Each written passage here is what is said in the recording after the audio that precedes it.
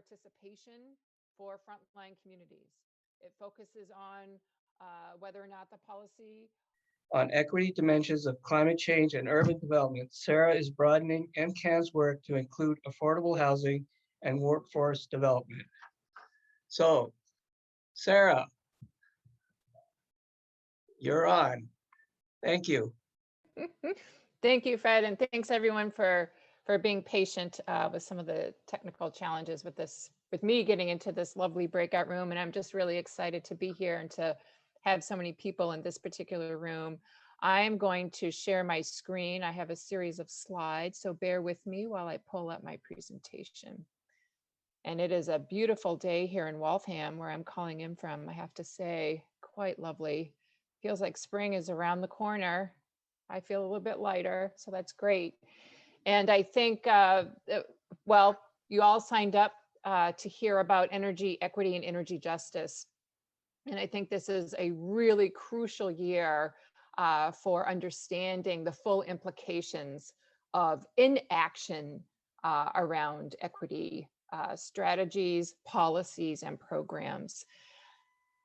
Oftentimes when I give talks like this, one of the first questions I am asked is, what is the difference between equality and equity? And they are vastly different. And this is an old graphic that has been updated. So the image of the first part of this triptych on the left of your screen shows a fence that is blocking view of the Red Sox game, just for example. And everybody who's trying to view the game has an equal footing. However, for folks who are a little bit shorter and for whom the game is not visible because of these structural barriers, that tiny person on the right of that first triptych does not have access to this game, to this energy efficiency program rebate or subsidy, to language interpretation at a public meeting. So on the one hand, the first triptych in this, the first slide in this triptych does represent equality. It also visualizes the barriers that are in place from a structural or a systems perspective. Move to the second part of this triptych, and oftentimes a response advocates have to transform a focus on equality to thinking about equity, which is about allocating resources based on need, and not everybody has the same need.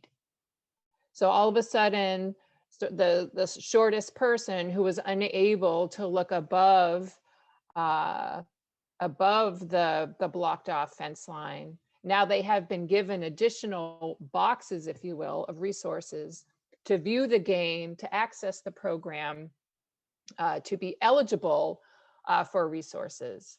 Now everyone can see the game. And that is because the person that had the biggest challenge in viewing the game has been given the most resources relative to the other two individuals. However, from a structural perspective, we still have barriers. That fence is still not visible, or the fence is visible and blocks the visibility of the game. So that structural barrier is still in place. Go all the way to the right side of this triptych, everybody can see the game. And that everybody can access a program, everybody can own, have access to owning solar panels on top of their houses, whatever the issue is.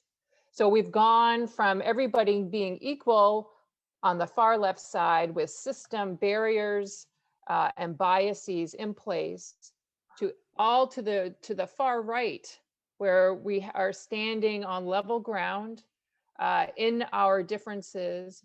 However, everyone is accessing, enjoying, benefiting from, in this case, watching a baseball game. So these are really important differences when we think about what it means to understand the different risks and exposure to harm that different groups of people, and in this case, different neighborhoods, experience. This is a map that was generated by the Carbon Free Boston's Social Equity Report. And I include this image because it visually represents those neighborhoods and communities in the city of Boston that are shaded with a darker color as being more vulnerable to the impacts of climate change. So more vulnerable to heat stress, more vulnerable in some cases to flooding, more vulnerable to heat stress related problems, more vulnerable to outdoor air pollution, and increasingly evidence is showing more vulnerable to indoor air pollution.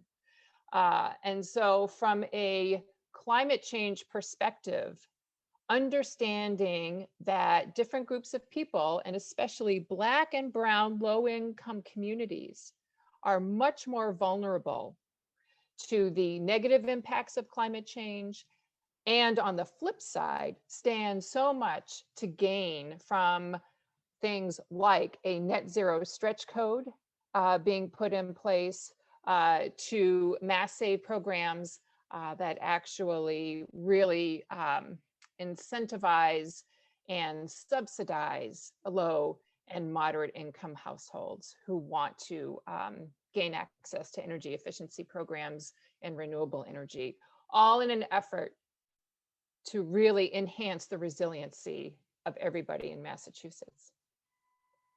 So the energy system touches every aspect of our lives, every aspect, from the kinds of housing we live in. How do we heat and cool our homes? How do we heat and cool our commercial spaces? It also affords people an opportunity for employment. When we're thinking about moving the Commonwealth to be a national climate leader, the ecosystem of, for example, a net energy stretch code includes those people that are trained to be building inspectors, includes people that are trained to do retrofits and deep retrofits in a skilled, certified way. The energy system also informs how we travel, whether it's an electric car, whether it's a bus fueled by gas. So I remember going to work in Harvard Square, waiting in Watertown Square for the bus, and those buses just pumped out emissions from their tailpipes. This was decades ago. And so that has an impact on our everyday lives and experiences, which relates to the fourth bubble here, health. And what we have seen this past year related to COVID, that Black and Brown households that live near air pollution hotspots were more likely to die from COVID. That was the reality. So when we're talking about transforming, sort of removing the barriers in the energy system, removing the biases in the energy system, we are really thinking about transforming our energy system so that everyone, especially Black and Brown and low-income people, can live in dignity, that they can afford to heat their homes and cool their homes, that they can afford to accumulate income for all kinds of, are we recording? Fred, I just saw a note from the tech. If we could be recording, that would be great. Yes, Great, thank you, Fred. Allowing folks, ensuring folks have the capacity to accumulate wealth. And this will help as our external environment increasingly becomes more unstable due to more frequent flooding, things like that, that individual families, households, and people have some stability to build up from. And this is all about creating empowerment, especially for folks, Black and Brown and Indigenous people that have been chronically discriminated against.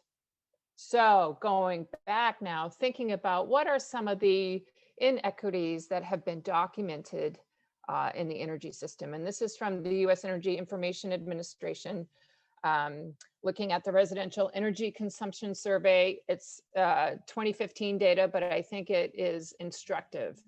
So white households, so on the right side of this slide, the left image shows that white households, see if I can use my cursor here, the blue right here, consume more energy overall. Okay, however, looking over here, this blue box, these are Black and brown households, have a higher energy use intensity, meaning that they are using more energy per square foot of home. And this means that Black and brown households, folks tend to live in less energy efficient homes, older homes that leak more and have less access to dropping in air source heat pumps, doing air sealing, these benefits that more affluent white households have more access to. So this is instructive. This is from the Mass Department of Health, a recent survey in terms of who is worried about what kind of expenditures during COVID. And I want to raise a couple of things here. Housing is number one, and that makes sense. Rent, taxes, HOA fees, insurance. People are worried about that. We have so many folks that have been furloughed. People, especially in the service industry, have been laid off. And so the number two worry for the folks surveyed here said utilities are what they really worry about. And looking on the left side of this slide, you will see Latino and Black respondents constitute the majority of this group of folks that said utilities are really what I'm worried about. And there's been a lot of work done that demonstrate Black and brown households across our country can pay up to 3 times more on a utility bill compared to white households. There are other kinds of inequities in the energy system as well. And this is from a recent study from the Proceedings of the National Academy of Sciences. And so it's important to recognize, again, I think that the energy system plays out in different contexts, like our land use system in our development plans. And this particular study found that Black and brown people inhale excess exposure much more so than their white counterparts. So the image on the right is a graphic representation of the pollution emitted. And what is striking here is that among white study participants, they are really emitting the majority of air pollution. But where is it getting inhaled? Who is actually exposed to the toxic air and inhaling it and suffering from chronic multi-generational respiratory problems? It's really people living in environmental justice communities, increasingly gateway cities that are exposed to polluting industry, polluting facilities that white households benefit from, and that Black and brown households pay the price to operate in terms of their health. And this is one way in which we talk about cumulative impacts over time to being exposed to polluting facilities. I want to offer 2 frameworks for thinking about what does equity mean in the context of energy systems. And there's been a lot of work written about this, and I'm going to emphasize two ideas. One is the idea of energy equity, which is the fair distribution of the benefits and the burdens associated with energy production and energy consumption. And one way of thinking about this is in terms of access. Who has access to clean energy benefits? Who has access to weatherization programs? Which IOUs, which private utilities and public utilities offer low income rates. And I think it's really, again, going back to this idea that every town is different, and over, Black and brown households are bearing the brunt of the racist and either intentional or not programs inherent in our energy system. So for example, the town of Acton, median income, so that's the income that's right in the middle of everybody, of all residents. So median income is 120,000. Only 3% of households have one criteria that is used to think about, used to categorize what we consider an environmental justice population, and that is the idea of limited English proficiency. 46% of the homes in Acton have participated in an energy efficiency program or have accessed an EE service. Compare that to Fall River.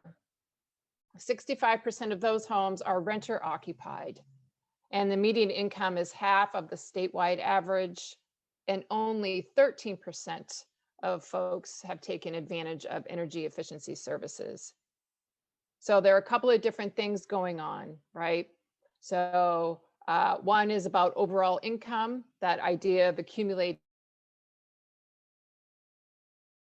wealth, and the other is around owner-occupied versus renter-occupied opportunities for accessing programs that are related to renewable energy and clean energy and energy efficiency. And that's something that MCAN is working on.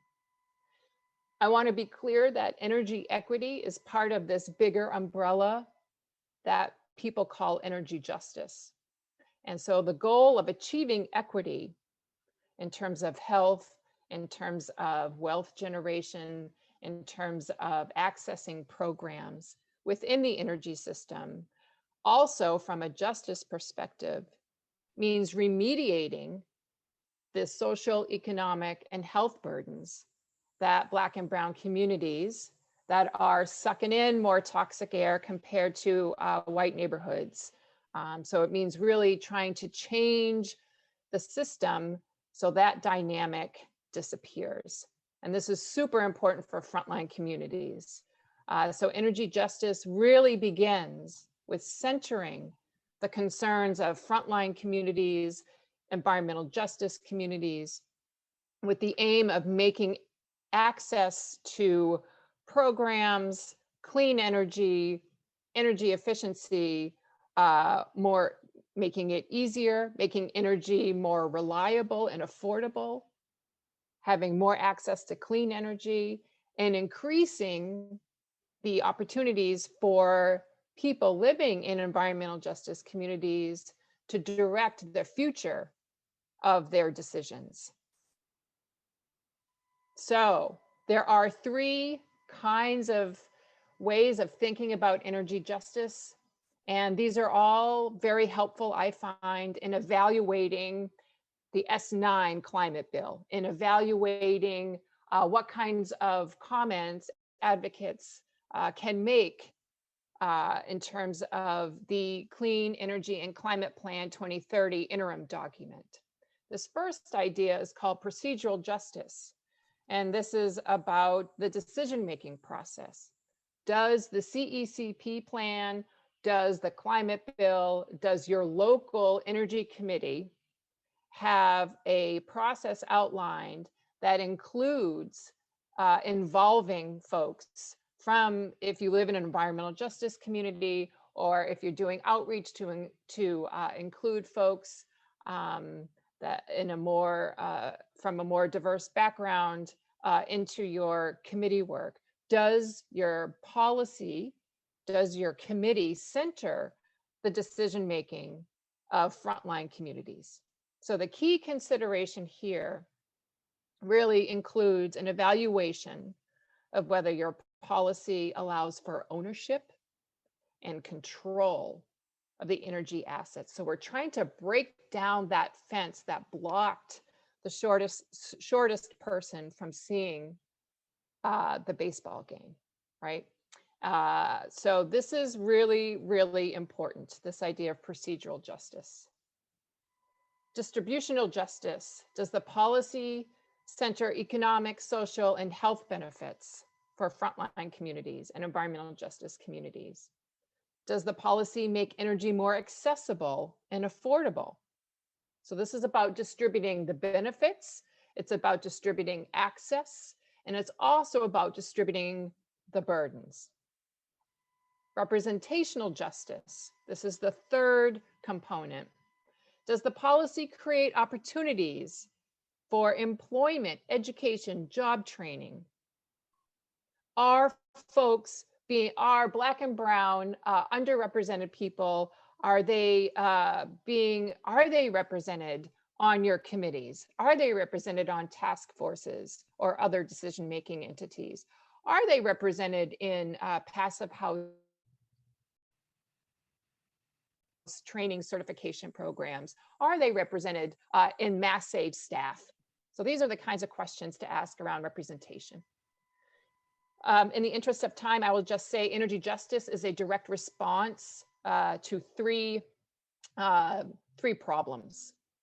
Energy burden, which is again referring to the expense of energy expenditures relative to a household's overall income. And increasingly over and over, we're seeing research that shows Black and Brown households, low income, have a higher energy burden compared to white, more affluent households. The second, energy insecurity. This refers to the hardships Black and Brown households face when meeting basic household needs.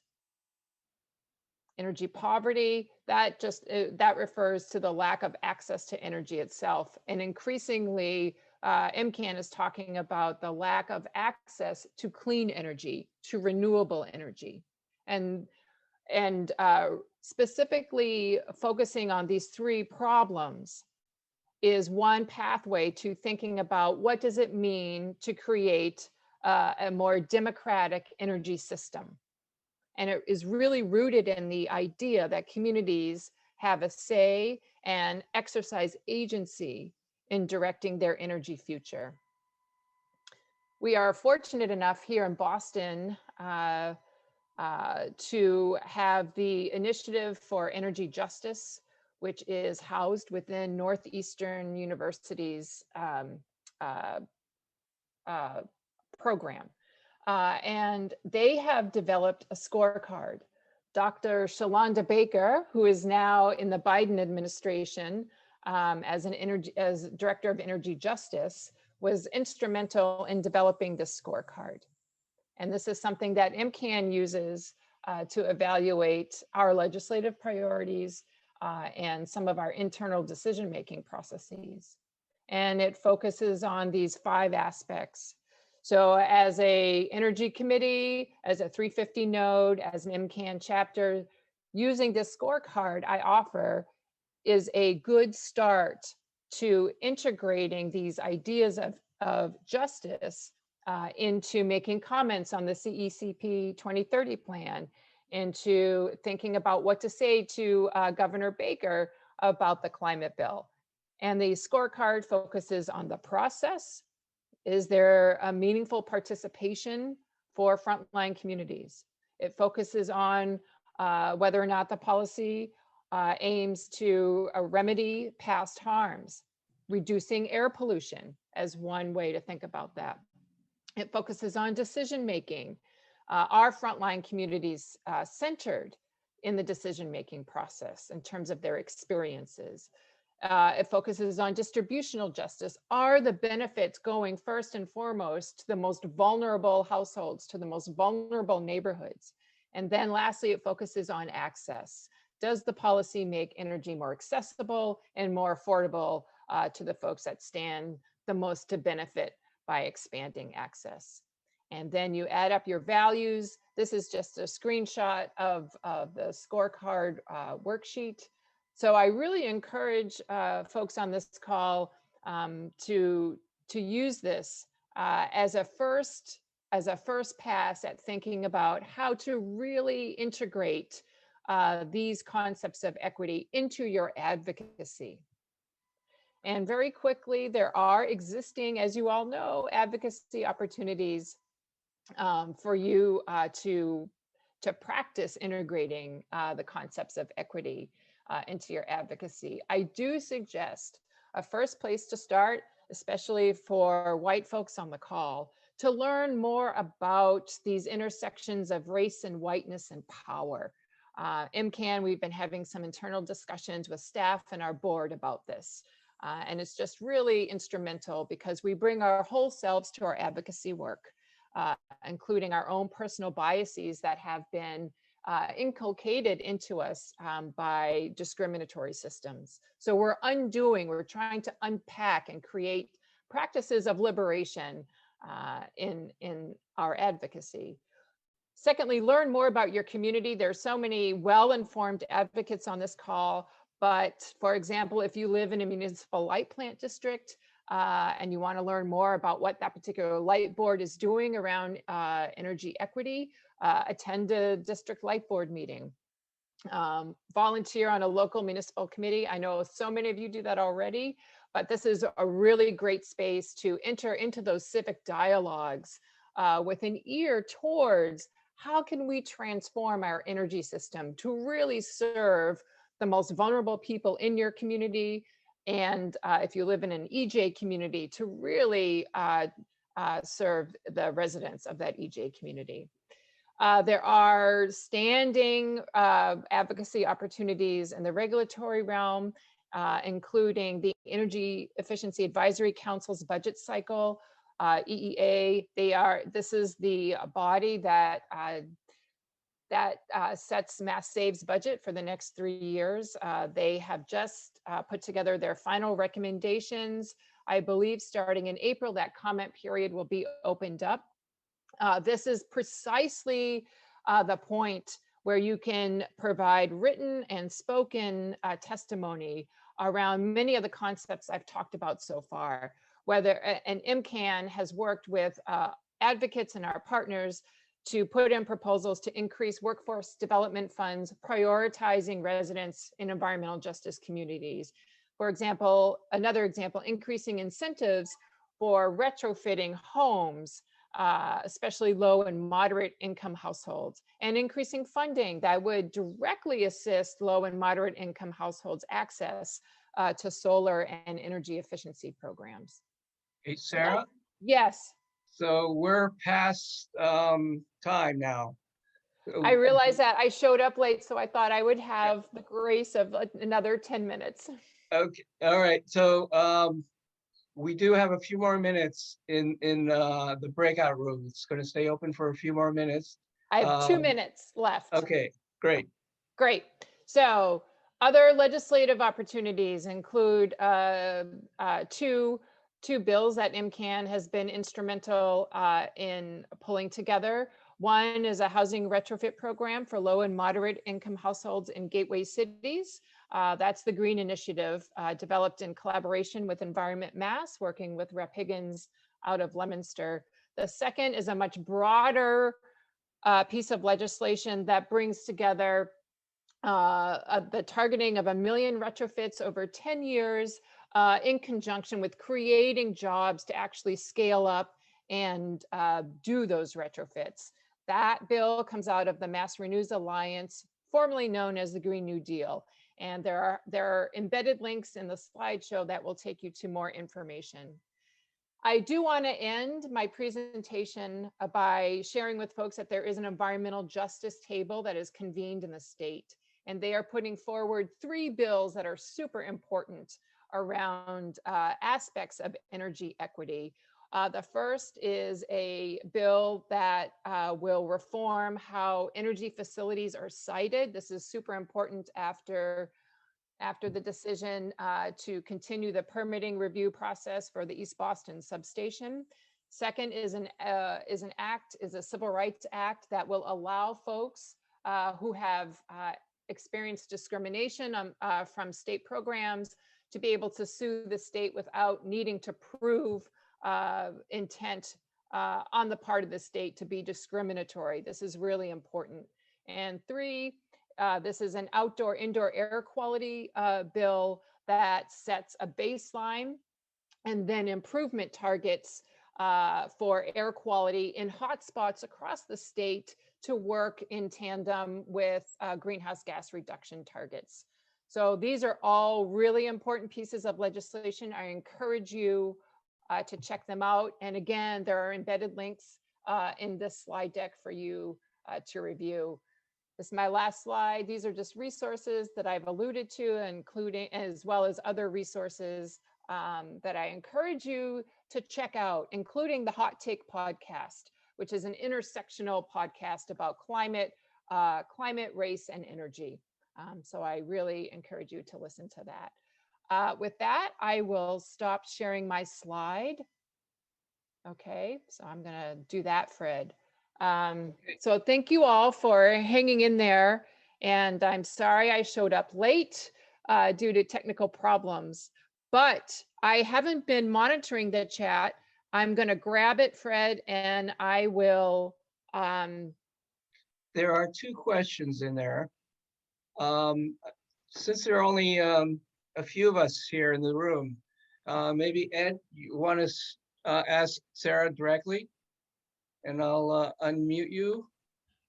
Sure, I'd be glad to. One question is, how do we finance the transition from old knob and tube and uninsulated housings in these low-income communities to be able even to accept a heat pump, given the 1 million heat pump program in the state?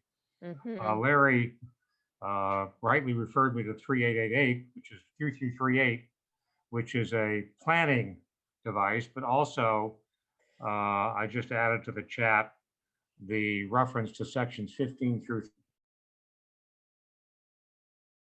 30 of the climate roadmap, which expands the definition of the cost benefit requirement that should, if properly administered by the EEAC, to free up more money for the transition of individual appliances to heat pumps. The tragedy is that you might be able to convert your whole house to a heat pump system, but right now you can't even convert with financing from Mass Save your furnace, gas furnace, to a heat pump, appliance by appliance. So that's got to be corrected. Yes, and this is, Ed, this is one of the key questions. So Larry is referring to the Building Justice with Jobs bill. The funding in that bill is actually, at this point in time, dependent upon federal stimulus money coming to the state. So we have precedent for structuring bills with an infusion of federal money. So that could work. However, we are also talking about establishing a green bank in the state. Those conversations are ongoing. However, I think the key piece here is that we need to get more creative about how to put together a more diverse portfolio of funding. And so there are public health dollars that might be able to be freed up. If we're talking about, if we frame the retrofitting of homes as a health issue, because we're going to be improving indoor air quality, right? MCAN and LISC, we have been working on potentially how to identify public health dollars that could be part of this more diverse portfolio of funding. Because right now, as you say, and actually the Building Justice bill, 1 million retrofits over 10 years. You know, that does require not only the retrofits, the cost of the retrofits, but the cost of the pre-weatherization efforts, right? Another interesting statistic is, given about 3 million dwellings in Massachusetts and about 500,000 low income or uninsulated buildings in Massachusetts, that you said use 3 times as much energy to insulate, to heat as an insulated dwelling, that's the equivalent of 1.5 million Yes, dwellings out of the 3 million. So the yes. cost benefit of reducing the use of gas, the expense of energy is dramatic by just insulating those buildings. And that'll, if you do a quick calculation, that'll pay for itself in about 7 or 8 years. Right, exactly. I do also want to mention another coalition, the HERO Coalition, that has put together legislation that is really trying to, let me see if I can recall this correctly. They want to double the excise deed tax related to the sale of real property in the Commonwealth. And they anticipate this will generate $3 million. And that 3 million will be split evenly between climate mitigation and adaptation efforts and affordable housing. And so this is one coalition that has tried to put together a creative approach to financing some of this work.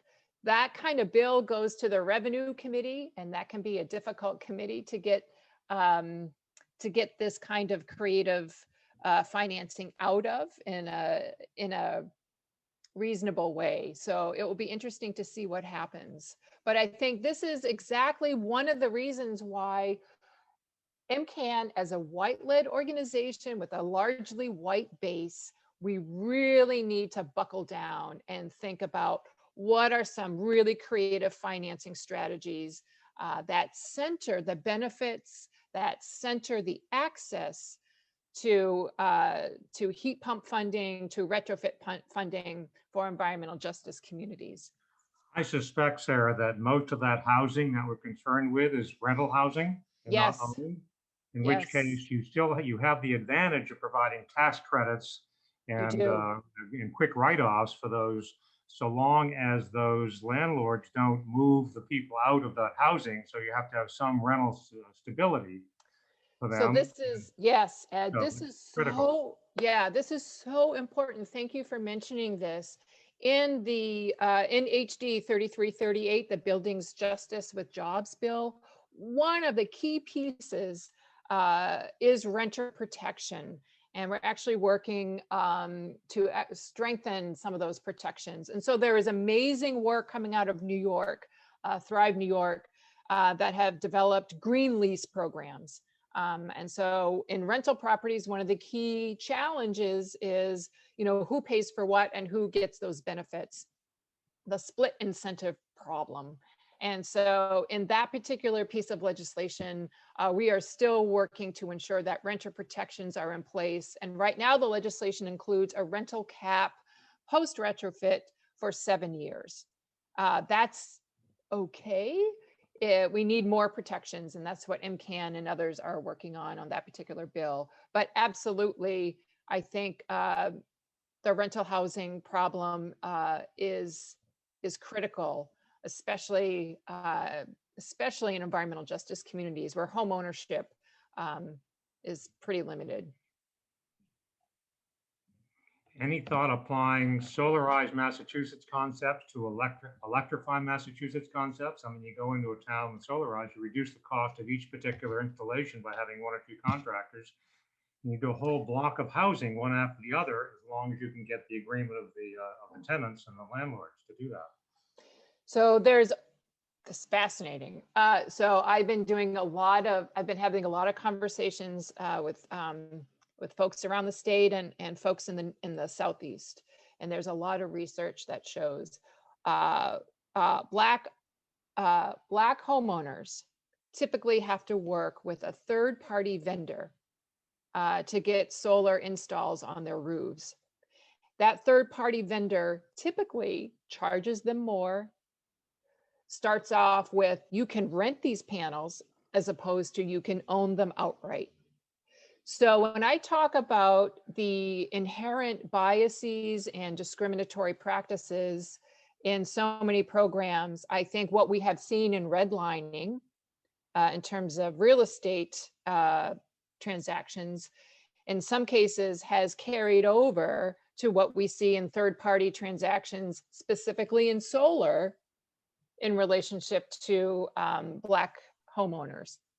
It's really, really both depressing and a point of advocacy for allies to jump in on. So yes, Ed, in theory, that makes sense, your idea.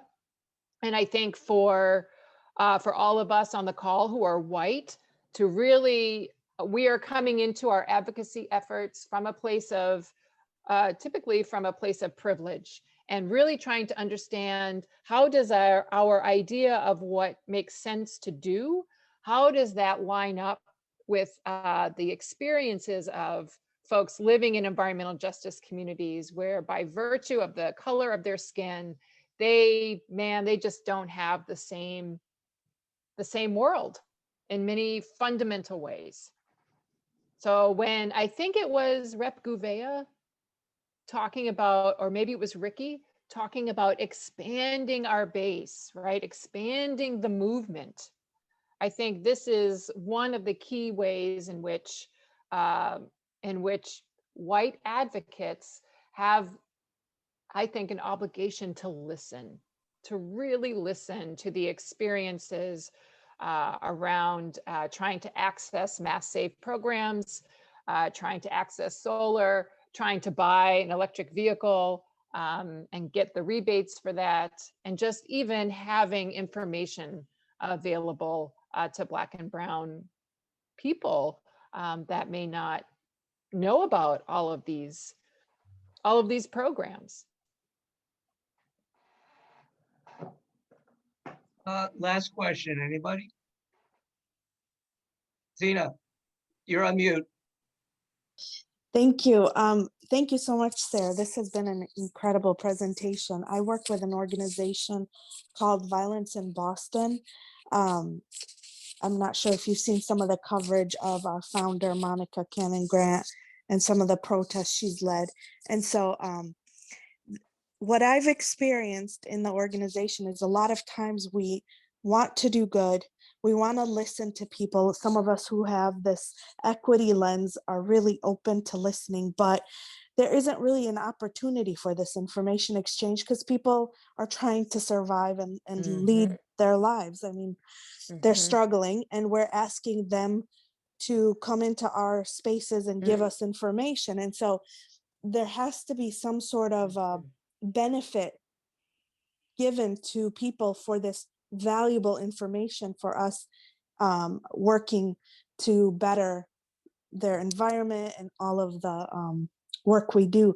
And so it's not just an opportunity for us to exchange information, but it's also an opportunity for us to bring something along with us. And so I'm really excited about the work you've outlined. This is really the first time I've been in a presentation that had the depth of the equity lens. And so I really appreciate that, but and there's more information needed for those of us on those front lines along with Black activists. And so anything you can add to that, it would be great for us to figure out. Yes. So I would love to connect with you outside of this, outside of this room. I think your question is, it reminds me of a project that I did with a community in Texas. And I'm only going to share this story because I think it highlights how white allies need to listen and be creative, because we bring our whole experiences to our work. Thank you for your email. So the story is, I was hired by the city of Austin, and I was a research faculty at a university, and they said, go find the most vulnerable neighborhood in the city and help them figure out how to deal with climate change. This does not work, right? It's like, it just does not work. And so what the students and I ended up doing was listening. What are you most concerned about? They're concerned about their kids going to prison. They're concerned, prison, not jail. They're concerned about school dropout. They're concerned about gentrification. They're concerned about underemployment. So again, as white allies, it is up to us to be in conversation in some ways, to develop these mutually respectful relationships, and to say, I hear that, man. I really hear your worries, and to co-develop a vision around a better future. And so when I am in conversation, with folks in Springfield, Brockton, we talk about feeling healthy. And from a climate energy perspective or a climate advocacy perspective, the net zero stretch code can help people feel healthy. And so it's up to us in our own ways of strategizing to connect dots that come out of conversations with members in frontline communities. We don't need to talk about the technicalities. We need to build a shared vision for a better future. And that shared vision comes out of us recognizing the struggles, and comes out of us being in a relationship that can recognize the tools, the policy, the plan, or the advocacy campaign that gets the community in a working on collectively a better future. I feel like that's a very high level response, but I think the emphasis is on being in relationships. And speaking of prisons, the horrible environmental conditions of the prisons are also things like the water, and there's so many horrific, inhumane, environmentally related conditions that we can even learn more about and address. So I thank you for this. Thank you. Oh, sure. And I see Larry's in the room today as well. And so Mass Power Forward, Mass Power Forward is a coalition of about 200, a little less than 200 organizations across the state, mostly white-led.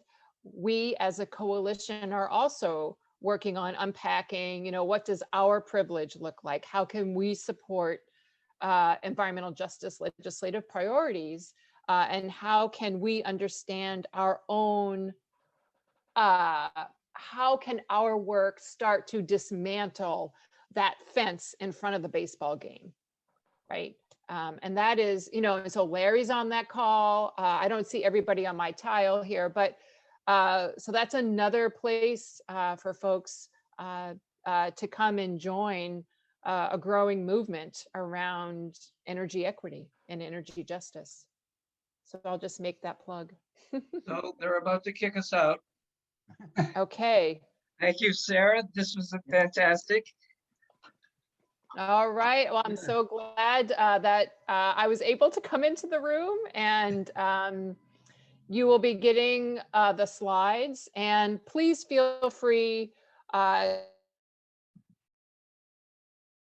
to send me an email. It may take me a day or so to get back to folks, but this is the work, right? This is the work of the climate movement I offer. And it's going to take a really broad, inclusive, collective effort to transform our energy system into something that is safe, reliable, bias-free, and violent-free for Massachusetts and the world. So thanks to all of you for being on the call this morning. It means a lot to me. Thank you, everyone, for coming. Thanks for participating. See you next time.